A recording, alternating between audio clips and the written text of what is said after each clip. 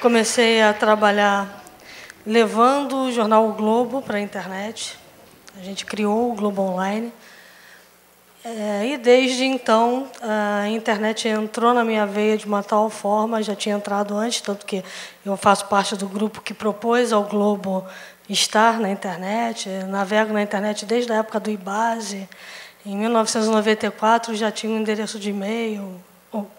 Então, vocês terem uma noção do como é que as coisas andam. Tem vários amigos que já estou vendo aqui, tem gente que conhece muito mais mídia social do que eu, mas mídia social, de alguma forma, impactou a minha indústria. E não dá para a gente começar a falar sobre isso sem lembrar que a produção e o mundo digital, na verdade, mudou tudo, e mudou tudo na indústria da qual eu faço parte, que é a indústria de mídia.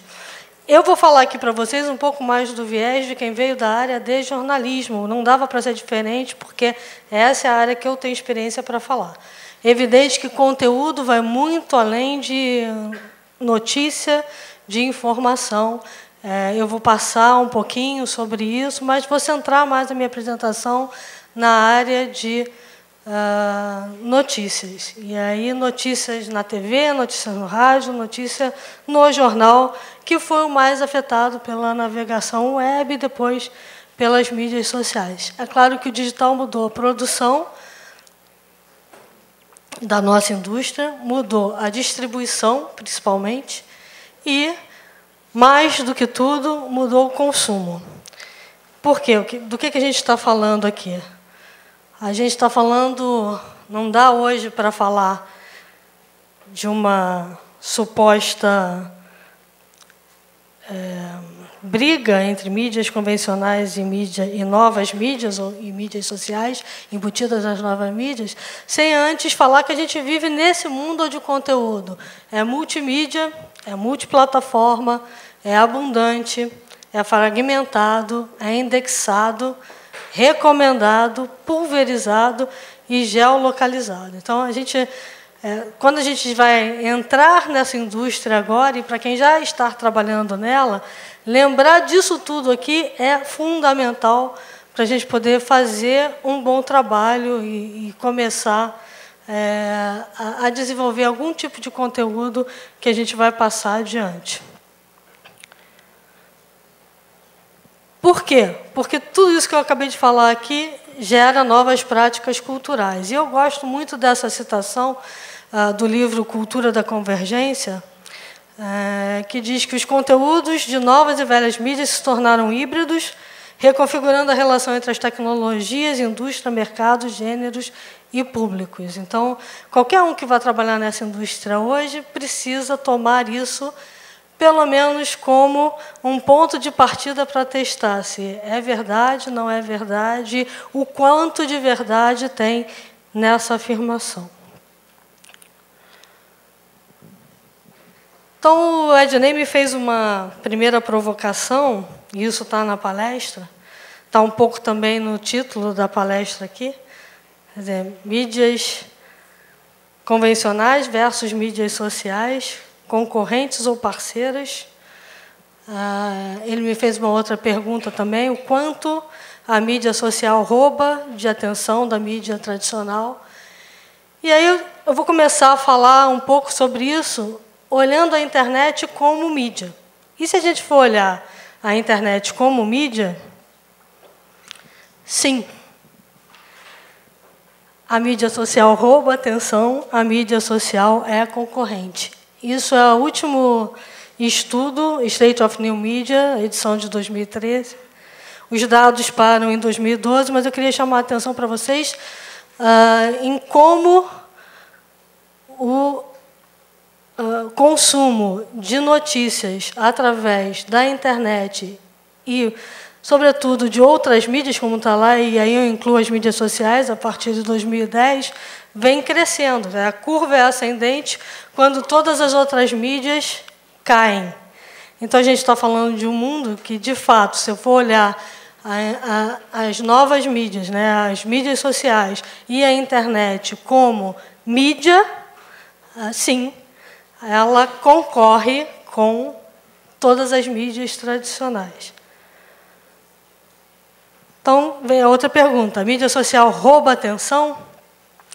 Mais uma vez, eu vou recorrer ao estudo, agora dado empírico, de coisas que a gente já intui.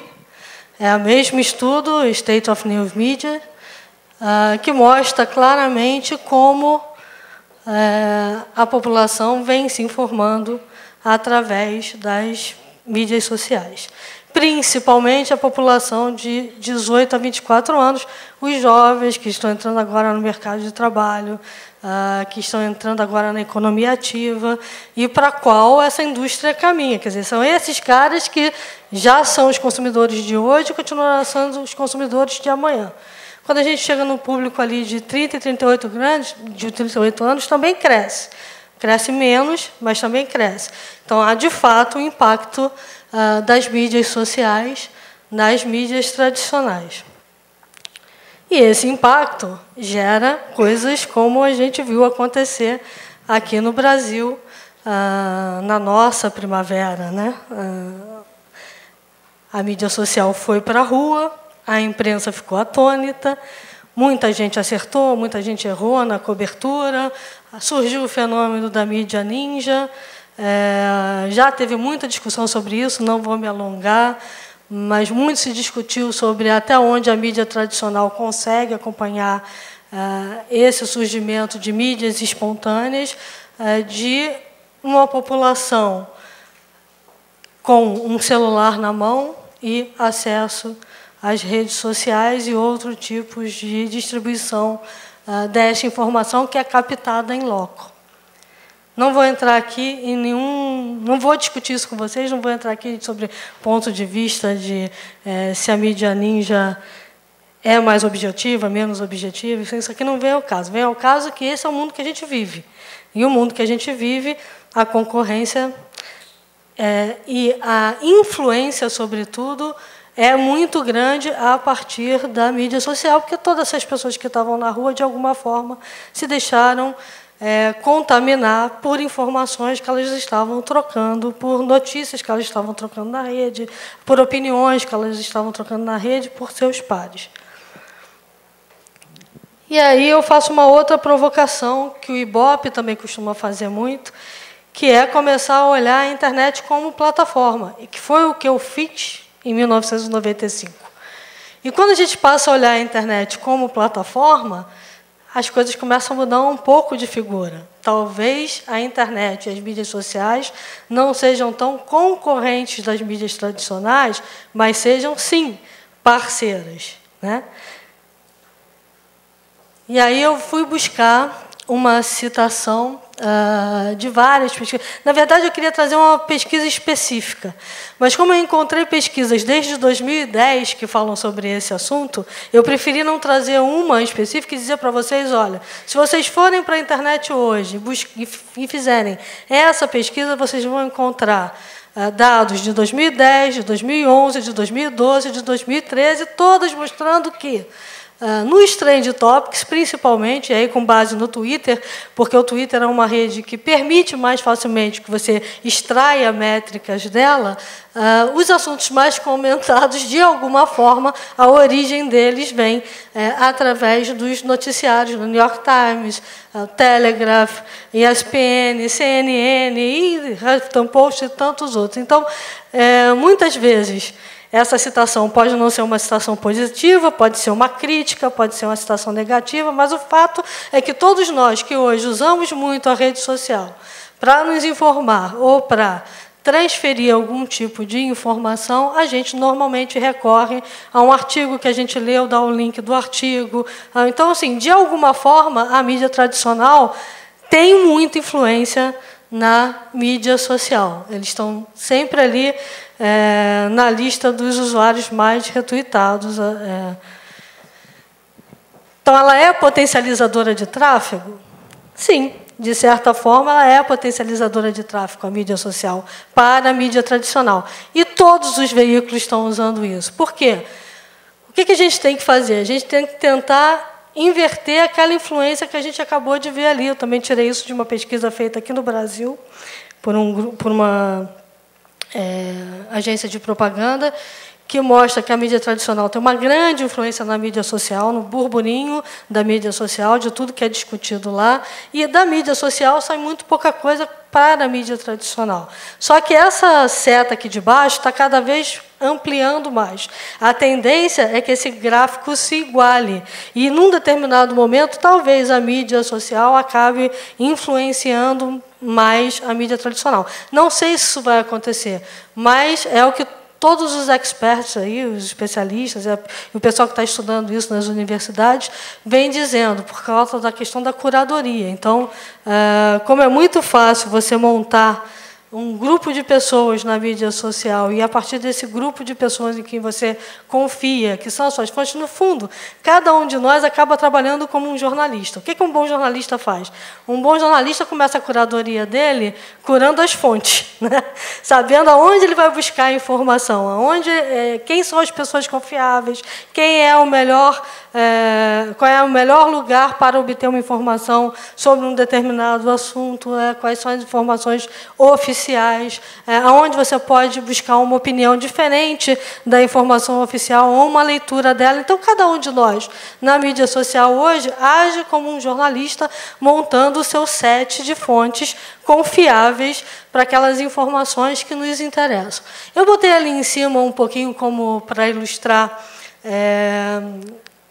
esse fato de, sim, a mídia social ser potencializadora de tráfego, e o Renê está aqui na primeira fila, vai lembrar de uma palestra que eu dei na ESPN já há algum tempo, em que eu dizia que as mídias, que o Twitter, principalmente, estava ultrapassando o Google como ranqueador de tráfego para os nossos sites. Aquilo ali, alguns de vocês vão reconhecer, é justamente a lista de tráfegos do Google Analytics. E é a lista de tráfego do Google Analytics de todas as publicações do Grupo Now Digital, do qual eu faço parte. Né? Então, a IDG Now, Computer World, CIO, Macworld, PC World, de janeiro deste ano até fim de agosto desse ano. Então, até início desse mês. E aí vocês podem ver claramente ali que a gente tem busca como maior ranqueador. Depois a gente tem o tráfego direto. Quando você vê IDG Now site, parece estranho, já que o IDG Now faz parte também, mas é que nós, há mais ou menos uns 4 meses, mudamos a forma do IDG Now funcionar. Ele é praticamente um portal para todos os demais. Então, vocês vão ver que ele tem muita chamada de conteúdo que ele leva para as outras mídias. Então, ele virou um grande ranqueador, a partir da primeira página dele, para os outros conteúdos que a gente tem. E aí vem Twitter, Facebook. Antes, e isso é que é legal, da área de tecnologia do UOL, onde a gente está ancorado, e da própria homepage do UOL como portal. Por quê?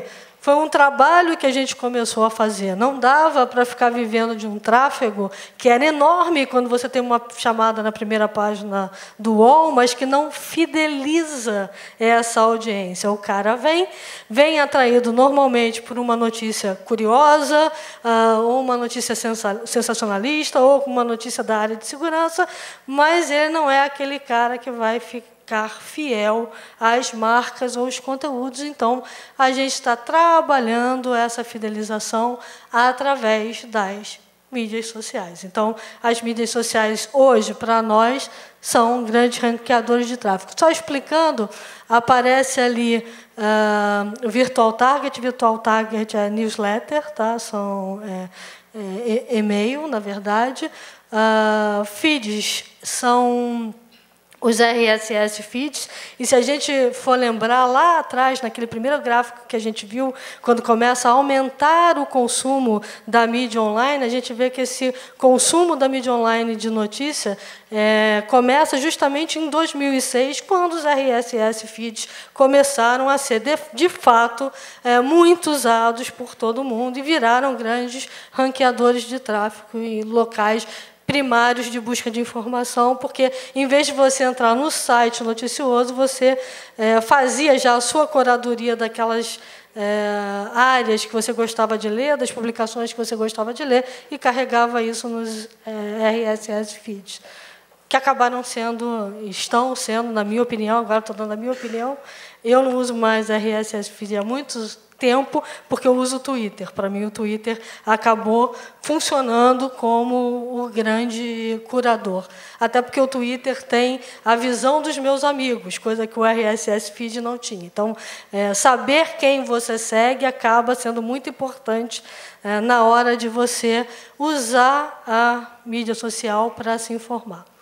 E News Google mostra um pouquinho ali, é o Google News, e mostra como o Google News vem perdendo importância, até porque muitas empresas de conteúdo tradicional acabaram tirando o conteúdo delas de dentro da área de news do Google, porque o Google acabava ganhando mais com isso do que os próprios veículos ali à prova.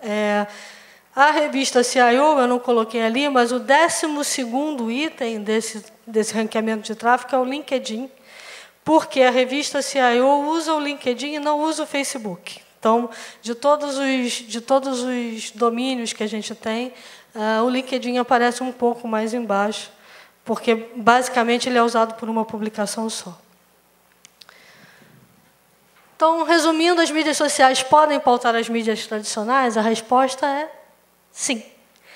E eu fui buscar essa citação de um cara que é considerado um dos profissionais mais respeitados e um dos pioneiros no uso das mídias sociais na imprensa, que é o Andy Carvin, gerente sênior da National Public Radio. Eu não sei quantos de vocês aqui vêm da área de imprensa, acredito que ninguém. Alguém vem da área de imprensa? Poucos. Algum de vocês viu o Andy falando ano passado no Congresso da Associação Nacional de Jornalismo Investigativo? Ele deu uma palestra muitíssimo interessante sobre um prêmio que ele acabava de ter ganho de uso das mídias sociais como fonte primária para a apuração de todo o trabalho que ele desenvolveu para a cobertura da Primavera Árabe. Então, vale a pena, depois de vocês procurarem conhecer um pouquinho mais o Andy, o trabalho dele, porque é muito interessante. E aí é o que ele fala, né? A maior parte dos veículos de mídia tradicional, se não todos, tem uma presença digital simplesmente porque a audiência está crescendo. Então, você vai aproveitar um pouco dessa audiência para levar ela para você. O uso que esses veículos fazem das mídias sociais também varia bastante. Alguns usam simplesmente para promover o conteúdo. É o que nós estamos fazendo hoje lá nos nossos veículos. Isso é pouco? Mas é o primeiro passo.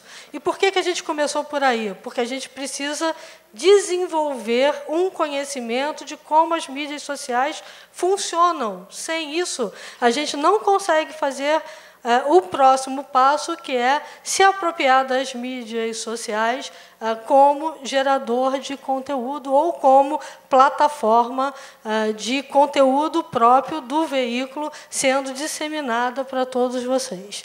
Então, eu vou trazer para vocês uma fala do próprio Andy, tá?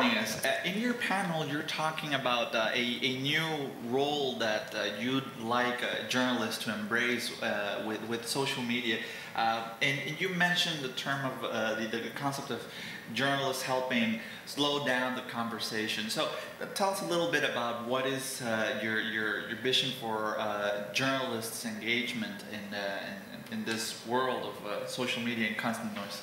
Well, I think most people would agree that the news cycle has sped up exponentially in recent decades. First through the 24-hour news cycle on broadcast and cable, then online publishing, and now with social media. And there can be this feedback loop that exists between all three of them that can cause people to just keep talking and talking and talking, both members of the public and people on air, members of the journalism community, without it being productive. And what I want more people to do is start thinking about playing a role on social media to try to slow down the conversation. So when we see online communities circulating photos of two young men in Boston that might be suspects, and then you see the New York Post running with that as well. Were there opportunities in between that, or even before all that, where we can talk about what the potential impact of doing this is, what are the pros and cons, how you should be investigating things correctly, how can we reserve judgment before putting people's lives and reputations at risk? And so I think we just need to play this role where we acknowledge we're not always going to get it right the first time around. So to proceed with caution. As opposed to being silent, which is what you said, that media is still imagining itself as a one-way street thing, and rather wait for the conversation to do its own thing and staying quiet until they have the report. Well, there are times when news organizations will report something, and then when they realize it might be wrong, especially when it comes online, they may say nothing about it until they're absolutely sure one way or another. Whereas I would rather them be upfront about acknowledging that there are conflicting reports and explain to people what the problem is, what the issue might be with their sourcing or whatever. And so, because in the meantime, there's still going to be people out there retweeting what you said before. Your panel turned out to be incredibly topical with the bombings at Boston on Monday, and you were, if I understand correctly, you were this morning confirming that the Twitter account of one individual was associated to one of the Boston bombings. What I was trying to do was to confirm if any of these reported Twitter accounts could be linked to any of the suspects. And there were a few hoaxes out there.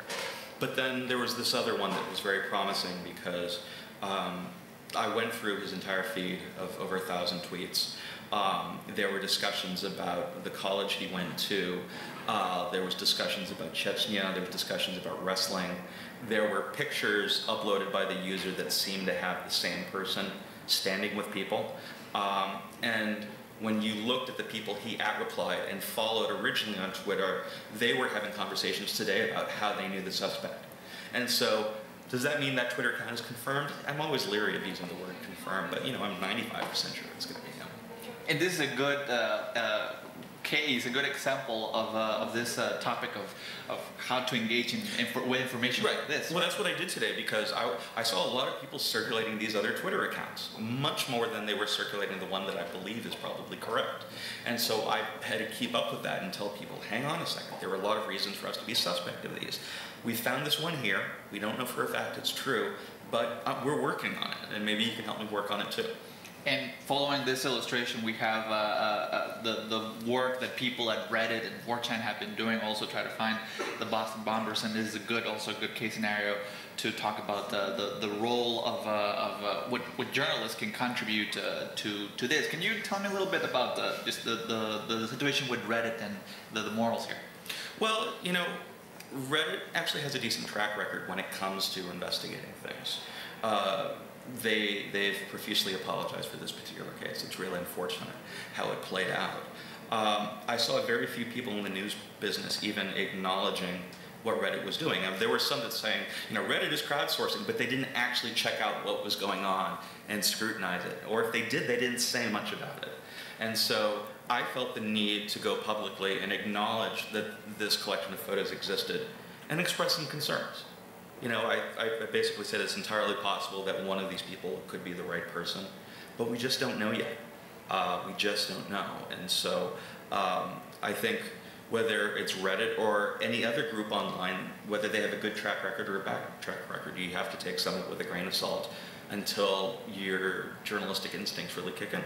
And I think Vou interromper. it's important also to point out that journalism cannot get on its high horse when you have, for example, São 7 minutos, já está acabando, mas ele já deu o recado que eu queria dar, e é importante. Quem acompanhou a prisão daquele rapaz no Rio de Janeiro, que acabou virando matéria do Jornal Nacional, matéria do Fantástico, percebeu claramente que ali houve um pedido dele. A primeira fala dele, ele escolheu para quem ele ia falar. Ele falou para a mídia ninja. Não quer dizer que os outros jornalistas não tivessem ido atrás dele, foram. Mas ele escolheu falar para a mídia ninja. Falou. Fez um pedido que os outros veículos de comunicação botaram no ar, que era: quem tem imagens, por favor, mostrem que não fui eu que joguei o coquetel Molotov. E várias imagens apareceram, várias. Nenhuma delas era da mídia ninja. notem, eram de pessoas comuns que estavam munidas de celulares e que tiraram as fotos nos momentos certos e fizeram filmes dos momentos certos que puderam mostrar a ele e mostrar a todos que ele realmente não era o culpado. Foi importante para todo mundo? Foi uma lição para todos? Foi. E aí eu queria fazer uma provocação para vocês. Quem acha que o Andy é jornalista? Levanta a mão. Não é. O Andy é um técnico de computadores que, em 1994, criou uma comunidade chamada Digital Divide Network, não sei quantos de vocês conhecem, de ativistas no mundo inteiro. Então, ele já tinha uma rede de ativistas em quem confiar muito grande, que permitiu a ele começar a trabalhar em montar essa grande rede de colaboradores que hoje, através das mídias sociais, funciona muito bem para o tipo de trabalho que ele faz. Ele hoje é um jornalista melhor do que muitos jornalistas que eu conheço. Mas ele tem uma vantagem perto de todos os outros jornalistas que eu conheço e uma vantagem que eu, na minha carreira profissional, lamento profundamente não ter feito isso. Eu tive a oportunidade de, quando a gente criou o Caderno de Informática do Globo, em 1991, ir fazer como ouvinte as cadeiras de mídia da PUC, toda a parte de hiperlink, hipertexto, narrativas hipertextuais, narrativas... Eu podia ter me tornado uma técnica e não me tornei, porque eu ouvi os meus amigos dizendo assim, não, mas para que você vai fazer isso? Para que eu vou fazer isso? O mundo caminha para isso agora. E se eu tivesse feito isso lá, eu hoje estava em muito melhor condição de estar no mercado do trabalho, agindo como o que outrora eu fui, quer dizer, uma agente de modificação da minha própria indústria, quando eu modifiquei o Globo para levar o Globo para a internet, eu podia estar dando outros passos agora, se eu tivesse uma formação que eu acredito hoje, falo isso para todos os estudantes de jornalismo que passam por mim, devem fazer. Assim, dominar as ferramentas é muito importante. A gente vai precisar cada vez mais dominar todas as ferramentas, porque é lá, na mídia social, que a conversa está acontecendo. Deixa eu voltar aqui, atrás. E aí o mesmo vale para o rádio e para a TV. Eu fui buscar lá no Ibope os dados da última pesquisa do Ibope, que mostra que 55% dos brasileiros consomem simultaneamente 2 ou mais meios. Vocês já devem ter ouvido isso à exaustão, essa pesquisa recente. Tem um errinho ali, é 43%, não é 430, não. Das pessoas acessam a internet e assistem TV ao mesmo tempo, 18% dos brasileiros consomem rádio e TV ao mesmo tempo. Vocês já devem ter ouvido muito sobre o fenômeno da segunda tela. E devem ter ouvido muito a segunda tela associada à rede social. Bom, isso é um pedacinho do fenômeno da segunda tela, né? É o que a gente chama de segunda tela espontânea. É aquela conversa que acontece nas redes sociais e que os produtores de conteúdo começaram a perceber que eles podiam capturar para entender melhor a audiência e estabelecer o diálogo. E é aí que entra toda a diferença e toda a área onde mídias sociais e mídias convencionais deveriam estar agindo como parceiras, porque uma alimenta a conversa da outra e vice-versa. Você pode participar da conversa dos seus leitores, participar da conversa dos seus telespectadores, o mesmo que está acontecendo com todas as marcas, quer dizer, um jornal, uma revista, uma TV, um produtor de programa audiovisual, um produtor de rádio, não pode dispensar mais a mídia social hoje como um veículo de diálogo com o seu público. Olhem para tudo isso que eu falei aqui, os produtos de todos os veículos, rádio, TV, jornal, como produtos como outros qualquer, como vocês estão vendo acontecer com todas as outras indústrias. Tem gente usando muito bem, né? Não vou dar aqui o exemplo do Bussarello Tecnisa, não, assim, tem vários, tem Pepsi-Cola, tem Coca, tem um monte de gente usando muito bem. Então, por que os jornais também não podem fazer isso? Né? Opa, está andando para trás. Então, o que a gente tem que fica aqui guardado como informação para a gente, que a gente tem que ter sempre em mente, é que a simultaneidade e convergência são palavras-chave no novo contexto midiático, onde os meios são consumidos nas mais variadas combinações e formas. Isso não é uma frase minha, é uma frase da Juliana, do Ibope, New Media. E todas as vezes que eu pude conversar com a Juliana sobre isso, ou ouvir palestras da Juliana, eu concordo integralmente. Às vezes discordo de outros pontos de vista, mas esse é um ponto de vista que eu concordo em gênero, número e grau. O que o consumidor quer hoje? Eu me coloco como consumidora. Eu quero o melhor conteúdo no canal mais conveniente, no momento que eu desejo consumir aquele conteúdo. Então, eu preciso estar preparada como produtor de conteúdo para fazer com que o meu conteúdo percorra esses 3 itens aí. Não tem jeito, sim. Se eu deixar um de fora, se eu perder uma dessas pernas, eu vou estar sendo engolida por quem está trabalhando isso muito bem, seja eu, qualquer veículo que seja. Né? Então, numa era de muito conteúdo, pouco tempo, os desafios são manter a qualidade do conteúdo, manter o engajamento e manter a atenção. E nisso a fala do Andy foi muito clara quando ele fala sobre... Ele foi convidado para falar do trabalho dele na Associação de Jornalismo. E ele chegou lá e acabou mudando a fala dele, porque tinha acabado de acontecer o atentado de Boston, e as TVs tinham comido uma bola fora danada ao, através das mídias sociais, tomar como verdade um determinado suspeito e começar a informar a partir dali. Então, o que a gente começa a perceber claramente é que, como o ciclo, o timing da informação está começando a ficar cada vez mais curto, a gente precisa tomar cada vez mais cuidado na hora de passar essa informação adiante. Isso acontece com a gente no Twitter muito. Né? Eu, como jornalista, olha que eu sou escolada.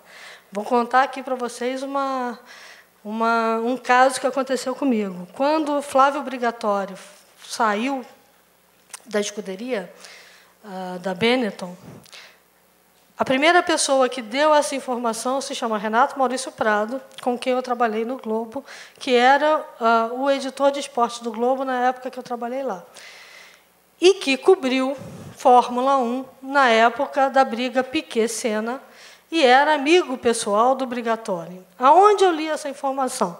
No Facebook do Renato Maurício Prado. Qual foi meu primeiro impulso? Renato Maurício Prado informa no Facebook, isso no meu Twitter, que o Flávio Brigatore pediu demissão da Benetton. E aí isso espalhou igual rastilho de pólvora, e como eu, outros jornalistas fizeram a mesma coisa. E aí o Brasil inteiro tinha uma informação dada pelo Renato Maurício Prado que a gente não conseguia confirmar em lugar nenhum. Por quê? Porque eu, com o meu caguete de jornalista de mídias online há muitos anos, eu dei a informação do Renato porque eu confiava nele, porque eu sabia das relações dele com o Brigatore, mas imediatamente comecei a procurar a confirmação da informação para dar o link para os meus leitores. E aí eu fui na página da escuderia, da Renault, não tinha. Fui na página dos jornais europeus, não achei em jornal nenhum. Fui nas TVs, não achei local nenhum, comecei a me desesperar. Chamei o Renato, falei, você tem certeza que agora eu já passei a informação para frente? Ele falou, você e o mundo não era para falar e tal, sei o quê. Por que ele publicou no Facebook dele? Porque ele deu essa informação para os veículos onde ele estava trabalhando na época, e os veículos onde ele estava trabalhando na época disseram assim, não, você ouviu isso dele? Não, mas a gente precisa esperar o comunicado formal da escuderia. Aí, nessa de esperar o comunicado formal da escuderia, as TVs brasileiras, os jornais brasileiros, só deram a informação no dia seguinte, quando todos os outros veículos no mundo inteiro foram atrás do Renato e começaram a ligar para o Brigatore e a fazer que era obrigação dos veículos daqui. Tá bom, você quer uma informação confirmada? Pega o telefone, liga para o Brigatore e pergunta para ele, em pessoa. Todos os grandes jornalistas deveriam ter isso. Ó, eu avisei que isso ia acontecer aqui, mas tudo bem. Vamos lá. Então, o que acontece quando a gente diz manter a qualidade? É que, na rede social, a gente precisa checar, rechecar, a exaustão e assumir que errou. Você só vai ter uma boa reputação se você assumir que você passou uma informação errada e corrigir aquela informação o mais rápido possível. Só assim você vai manter o engajamento, só assim você, quando tiver uma informação quente, em primeira mão, vai conseguir ter a atenção frente a todos os outros veículos que as pessoas estão acostumadas a seguir, ou todos os outros amigos e tal. Para isso, a gente precisa entender o contexto, já falei aqui, checar e rechecar, e a gente precisa, sobretudo, inovar. A produção de conteúdo hoje, a produção de mídia, tem que estar sempre buscando formas diferentes de usar as ferramentas que vocês já têm para produzir a sua informação e para passar a sua informação adiante. Recentemente, o Google, numa tentativa de fazer com que as suas propriedades fossem usadas pelos jornalistas, convidou vários jornalistas brasileiros aqui para a sede da empresa para um workshop de como aprender a trabalhar com mapa, com a busca, com vários filtros avançados de busca que você poderia colocar na rede social, com ferramentas que eles estão desenvolvendo nos Estados Unidos. Qual foi o grande problema do Google aqui? É que ele não localizou nada. Ele trouxe para a gente, no Brasil, o mesmo conteúdo que ele dá para os jornalistas americanos. De muito pouca coisa adiantou para a gente. Que a gente pode fazer muito pouca coisa do que os americanos já fazem. Então, a gente quase não tinha nenhum dado disponível. Ele podia ter, na minha opinião, sido mais efetivo se ele tivesse convidado os jornalistas para, junto com eles, aprender a trabalhar com as ferramentas, ouvir do jornalista quais eram as nossas necessidades Brasil e, a partir daí, nos ajudar a montar ferramentas que fizessem sentido para a nossa realidade aqui. Quais são essas atividades que a gente pode usar as novas mídias, a internet, as mídias sociais e tudo mais para fazer?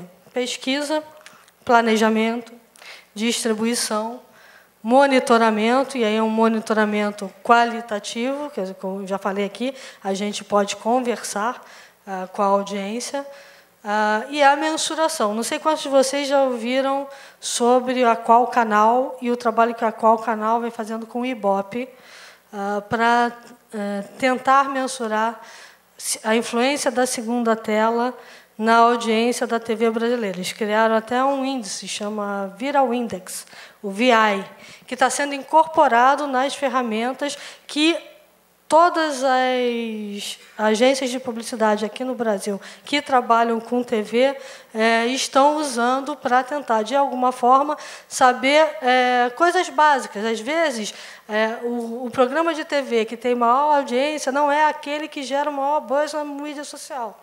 E aquele que gera o maior buzz na mídia social não é o que tem maior audiência, mas a gente precisa, de alguma forma, saber trabalhar muito bem esses dois mundos.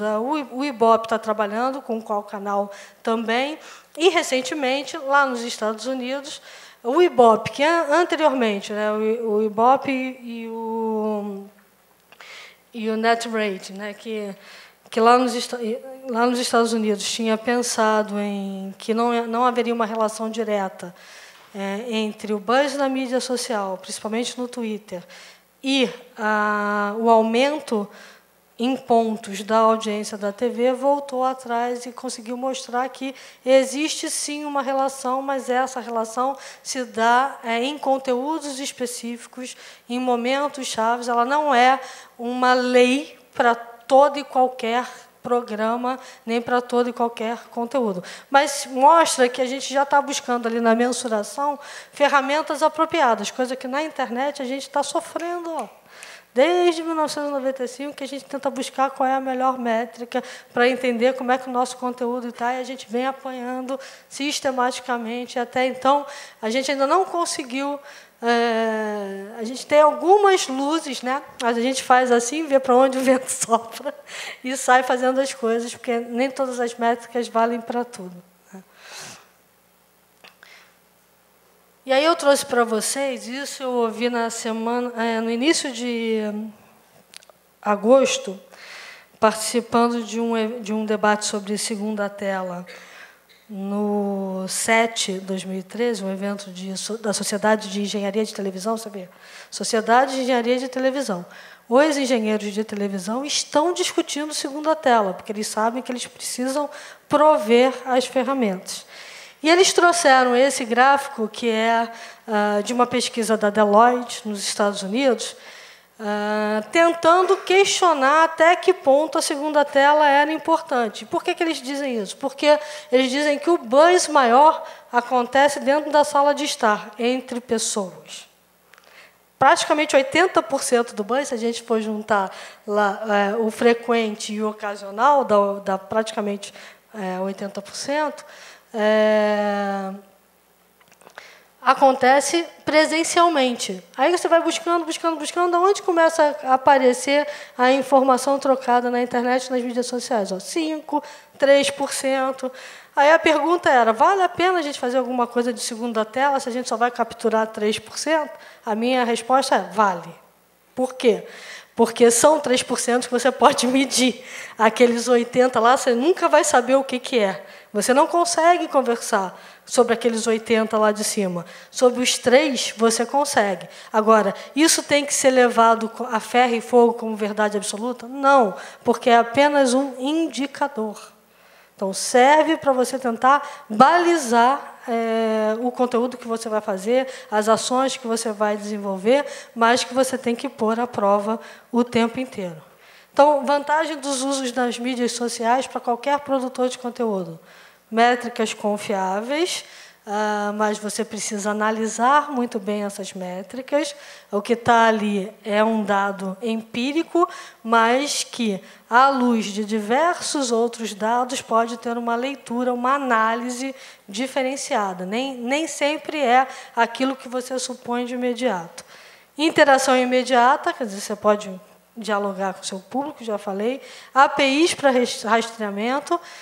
Então, a gente pode, cada vez mais, desenvolver, como todo mundo está desenvolvendo aí, para tentar capturar o buzz nas redes sociais, o uso dessas APIs para saber quais são os assuntos mais comentados do dia. Isso serve, inclusive, para você melhorar o seu ranking lá. Por que a gente aumentou para caramba a exposição no search do Google? Porque a gente começou, de fato, a fazer um trabalho de SEO, que não é o trabalho de SEO padrão, é trabalhar SEO no título da notícia, trabalhar SEO no título do vídeo que está sendo colocado, trabalhar de uma forma mais inteligente, tentar buscar do Google aquilo que o Google pode nos dar de melhor através de um bom SEO. Velocidade informativa, quer dizer, quando a gente puder e aprender a trabalhar com esse canal, é a melhor forma de você passar adiante uma informação. Eu não sou mais diretora de conteúdo do Grupo Now Digital, mas se fosse, hoje em dia, já estava obrigando todos os meus jornalistas a irem para as coletivas e tuitarem da coletiva. Porque você pode ser o primeiro a dar uma informação que você está pegando em loco, sim, e depois, na sequência, dar o link da matéria e subir o link da matéria. Mas você pode ser o primeiro a dar a informação e estar engajando o seu público, na sua marca. E fidelização dos consumidores, que é assim que a gente faz. Você, engajando, você tem uma grande chance de fidelizar. Então, mais uma vez, eu trago uma fala do Andy. A única maneira de fazer com que isso cresça é todos estarem dispostos a experimentar. Nem toda informação precisa ser passada de maneira tradicional. E é assim que vamos ver se é possível ou não expandir esse método. E, por isso, eu fiquei muito feliz. Quem me acompanha nas redes sociais deve ter visto que, quando o Jeff Bezos assumiu o Washington Post, a primeira coisa que eu peguei da fala dele foi: nós vamos precisar experimentar. Não tem receita de bolo, não vai dar certo se você tomar como receita de bolo. Você tem que fazer. E só fazendo é que você vai saber quais são os melhores caminhos.